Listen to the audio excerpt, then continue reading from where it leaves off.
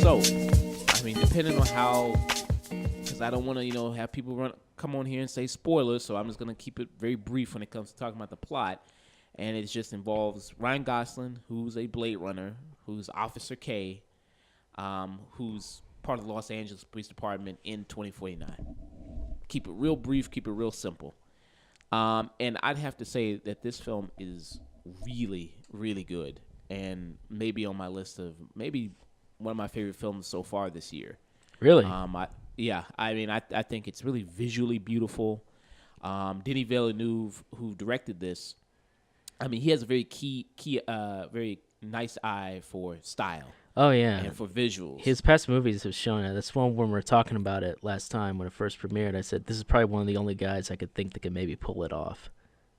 Oh, yeah, absolutely. And then when he got, when people said this was the choice for the Blade Runner sequel, a lot of people were very ecstatic about that because they were like, yeah, I mean, out of all people that can really get the visual style of Blade Runner and really, really get it and probably capitalize on that is probably Denis Villeneuve because he is one of the most visual directors working today. You see it with his films like Sicario, which I also saw, which I wasn't huge on Sicario, but I did like it. I thought it was really good. Yeah, it's one of those films you kind of either really dig or at least you can just go, no, it was all right. I appreciate it, but it just wasn't my thing. Yeah. A lot of his movies, I'm going to be honest, tend to rest on that. You either dig it or you don't. But you can at least be like, but that was a well-shot movie. Yeah. You can at least go. You give him that. You could always appreciate it. Prisoners also was really excellent. I thought Prisoners was also really good. I haven't seen Arrival yet. I still haven't seen it. I've seen Arrival. Yeah. Yeah, if it's even though I think what I like most about him is even when he jumps to different genres, he still finds a way to really capture whatever genre he's trying to do. Yeah. And yet still keep his own style in it. Yeah.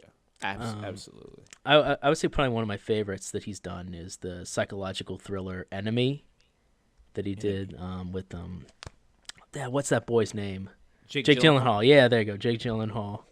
And I thought probably have to say my favorites so far is Enemy and Arrival, but for both very differing reasons.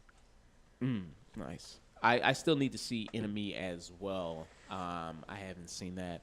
I'm probably going to go back and look at both those films later on. And with this one, I would say with Blade Runner 2049, I'm going to maybe say something that's probably a little bit of heresy here. I'm going to say that this one is better than Blade Runner 1982. I think that this, as a film, has me way more engaged, way more involved.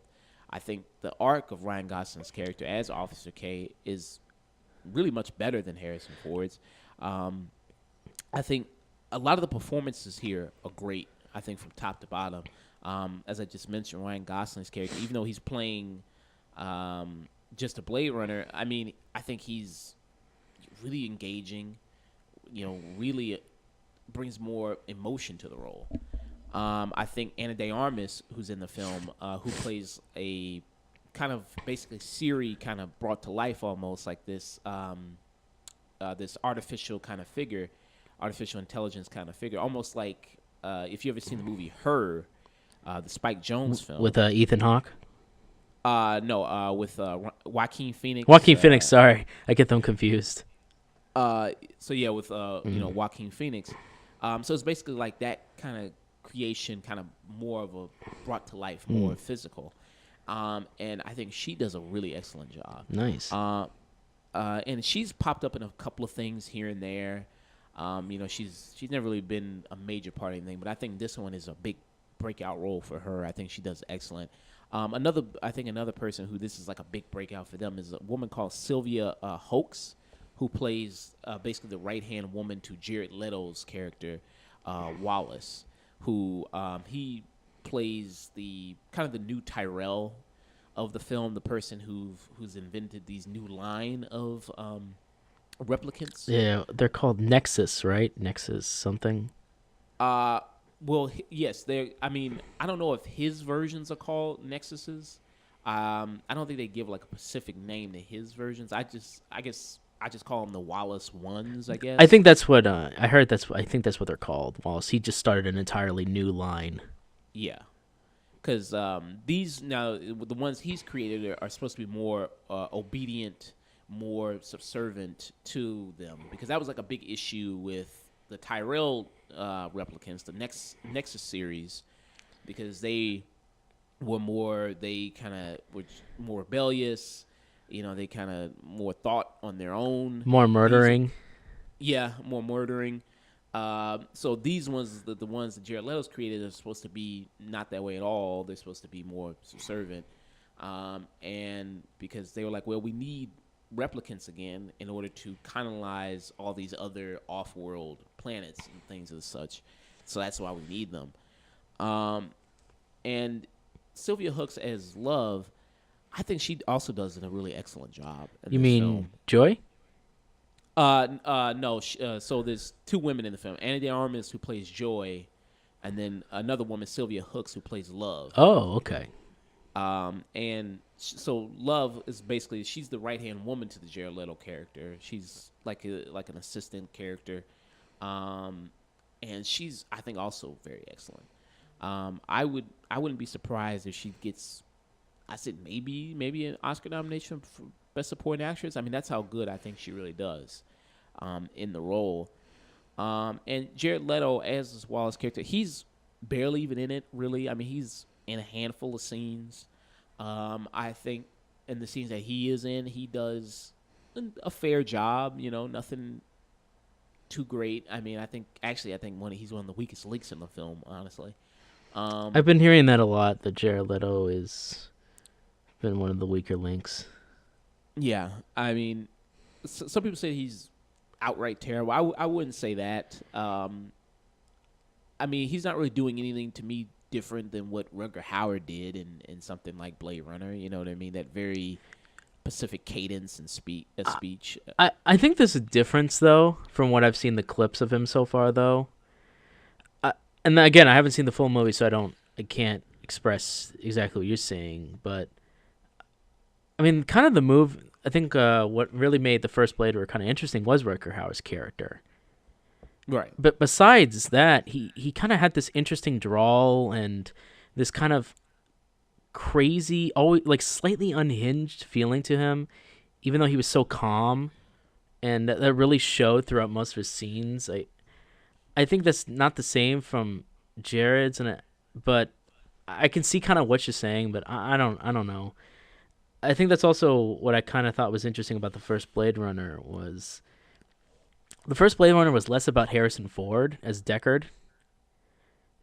While it was a detective story, it was kind of very laid out. There weren't a lot of mysteries. Right. It was just kind of a noir story that was laid out and plain, and you were just kind of following along with these amazing visuals and soundtrack.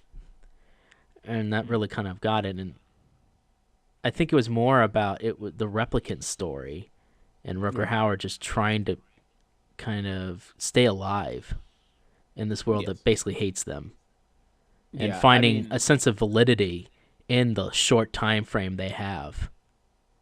Yeah, I mean, he was definitely the most interesting part of that film. I mean, he's the character that I think they should have probably spent more time with in Blade Runner. Oh, yeah.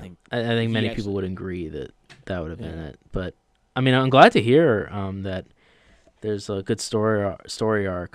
So is the soundtrack good also, or is there anything else that kind of stands out to you that really makes it apart? You know, like I said, all the performances I think are really solid. Robin Wright, she comes in as Ryan Gosling's character's commanding officer, and she comes in and she gives more dimension to what typically can be a one-dimensional role. You know, the hard-ass police detective, chief. You know, she gives a lot more dimension in that character than I think than it was written on the paper. Also, I think you mentioned the soundtrack. I think the soundtrack is really excellent. Really nice score. Really gives nice ambiance to the film. That I think is really great. And I think this is cinematography wise, I think this is Roger Deakins' year. You know, I mean, I can't really see him losing again. I mean, I think this is I mean, this is it. This is. I mean, it's just I can't imagine anyone else taking this from him. I mean, like every frame of this movie is just absolutely stunning and gorgeous, and it it takes that 1982 version of what that film looked like and being so influential, in influencing so much cyberpunk sci-fi films like Ghost in the Shell, like Yeah. Akira, like The Matrix. Not just Ghost in the Shell, a lot of anime is kind of based off of Yeah. that approach. You could even say like Akira the movie, like a lot have been based on it. It's had Yeah. and then it's also been an interesting thing because this is the movie 20 plus years after the first one, and that first one, I mean, we hold it in. So a lot of people hold it in better standards now, but back then it was kind of a flop. Yeah. It didn't It sell was. well at all, and it's weird to say. I think right now it's also kind of not selling as well as it should be either, and yet I am in a weird way glad that it's sticking to its own premise, even if that means it's not been the best, greatest box office opening so far. Yeah. I Yeah. do appreciate it because there's so many chances where a sequel can just completely just throw away its dignity and become something horrible or derail itself. And it seems to me that it's done the rare thing where a sequel not only does take elements from the first movie, but it does tell its own story and keeps the dignity and doesn't insult its older brother at the same Yes. time. And to me, that sounds great. And I'm actually looking even more forward to seeing it this time, though. Although I like the previous Blade Runner, will I have to be worried for long sprawls of nothing happening? That's one of my cons in the film here. I think there's some parts where it does lag, but I don't think it's as much as in the first movie. Because in the first movie, when Oh, at the you watch it- infamous like enhanced scene. yeah, I mean, there's lots of parts in the first movie where I was like, okay, let's speed this up, let's hurry this up, and I don't have an urgency to go back and rewatch Blade Runner again like I do with this movie. Like 2049, like even though it is quite long, it is almost 3 hours. I was like, yeah, I want to go back and see it again. I was really kind of eager to do that. With the 1982 one, I wasn't really that super eager to go see it again after I immediately watch it. It's just there's lots of parts where it's just like, okay, nothing happening. They do a lot of stuff in real time where it's like the scene where Deckard goes into the house, in J.F. Sebastian's house. That scene, like he's actually going up the stairs and all in real time, and it's just like y'all could have just edited that. Like, why did we have to see him going through all that? And like you said, the enhanced scene, like that scene takes forever. Like you could have did edits of that. There is some scenes where it is kind of like that here in 2049, but I think it's still accompanied by some gorgeous visuals. So even though I'm never bored looking at it because it's still something pretty to look at. It's still almost like a painting. So I'm never really quite bored ever looking at it. Like I kind of was a little bit with the first one. Yeah. So just final ratings? I'd give this film, I think, a definitely high tune in. Also, I think it would give more context if people came in and saw the short films before they came in to see this, because they released 3 short films. Yeah, one animated, one about Jared Leto's character, and the other about the David Barista's character. Yeah, one about Dave Bautista's character. I would have to say that's probably my favorite was the David Barista one. Why are you saying David Barista? Sorry, not Barista. It's Batista. It's Dave Batista, damn it. I guess it was Barista Batista. I guess got that. Yeah. Wow, that was really sad. I guess I just had that on the mind, but I did like that short the best. Yeah. And if people are looking for Harrison Ford to be in a lot of it, I mean, he doesn't show up until well over half the film. So it's, I mean, from the trailers, they make it, try to make it look like it's. I'm like actually kind of buddy. glad about that. Yeah. It gives time to set up your own story. Yeah. So I mean, it's not like a big buddy movie between the two of them. Like Right. he doesn't come until well over half. Oh, they could have easily done it too. Yeah, you know what I mean. Like, yeah, but they did it mostly probably for the marketing because Harrison Ford's the big name, and it's like, oh yeah, he's the big character returning again. So, Yeah, I mean, I was really hyped on this movie. I'm gonna see it again Thursday. Oh, cool. So I mean, I had a really good time watching this film. Um, my favorite one of the shorts is probably the animated one. I really like that one. It was directed by Shinobi Watanabe, I think, the guy who did Samurai Champloo and Cowboy Bebop. Mm-hmm. So he's the one that did that. Also, another guy influenced by Blade Runner. Yeah, I mean, so paying it forward, Yeah, pretty much. Yeah. I mean, that's good. Uh, That's good to hear then. Also, this just gives, like you said, with the box office stuff, real quick. Mm-hmm. Give the box office stuff. This has the widest opening in October history. This was released at, they say, in 4,000 theaters, so this is the widest opening. Only made $31 million opening weekend, which is very comparable to the first film, because the first film only made Oh, yeah. $32 million. That's what makes this interesting is it's a blockbuster for a movie that's ultimately a niche movie. Yeah. The fact that it got $30 million opening weekend is actually amazing to me. I was actually thinking it was going to make more like 20, maybe even 15. Some people say this is the most expensive art movie ever made. The budget for this is 150 million, right? Yeah, 150 million. There's some conflicting reports. Some people say 150 million. Some people say 171 million. But the general is maybe it's around that area. So that's still a lot of money because the studio wanted this movie to make around like 400 million, which is not going to do. If it's lucky, it'll make 200 million by its lifetime. Yeah. Which is still a small profit. Yeah. Now, that's also because it hasn't been released internationally yet. It'll come out in October, later in October, early November. It'll release overseas. So we'll see how that box office is over there. It could save it. It could get like an extra, I want to say 100 million, maybe 115 million. And if that's the case, it could just barely save this movie from flopping. I mean, hopefully, because they do set up some stuff possibly for another film. Oh, well, okay, good. If the movie is solid, I welcome that sequel. Man, you're getting me excited. I do want to see it now. Yeah. What about you, 90s? You excited to see this or what? I'm curious to see how this holds up as far as like our actual future, because this is like 32 years in the future. I want to see if this is plausible. Yeah. If they make those guns in the future, I think I'll buy one. How does the gun work?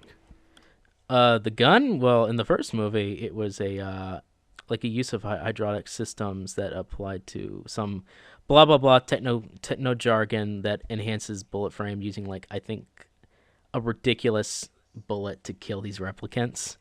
I did watch how they made the new versions though in comparison to the old. Okay.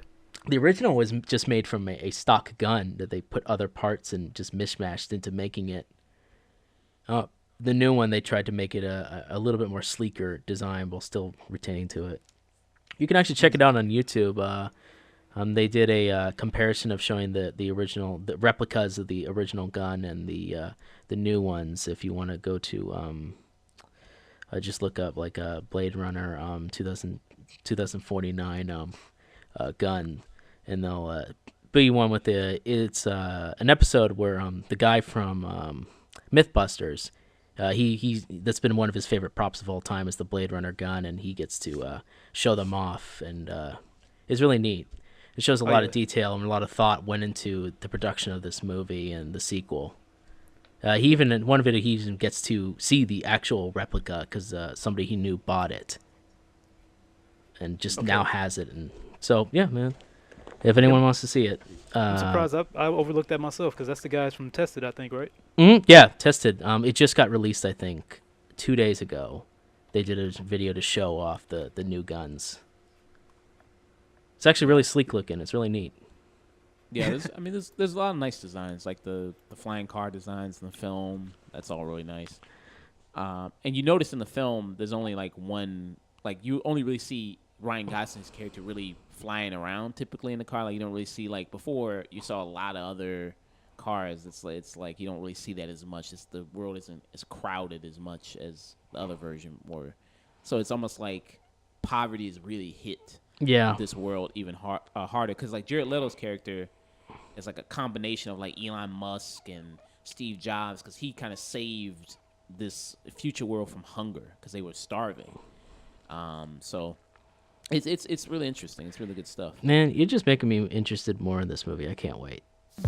Hello, thanks for checking out our content. If you liked it, let us know, and if you didn't, let us know that as well. If you want to see more content, we post every Saturday on SoundCloud and YouTube at The Afternoon Tune. You can also find us through various social medias, Twitter, Facebook, Snapchat, Instagram, all one word at The Afternoon Tune. And if you don't deal with any of that social media stuff, you can also find us through our email at theafternoontune@gmail.com.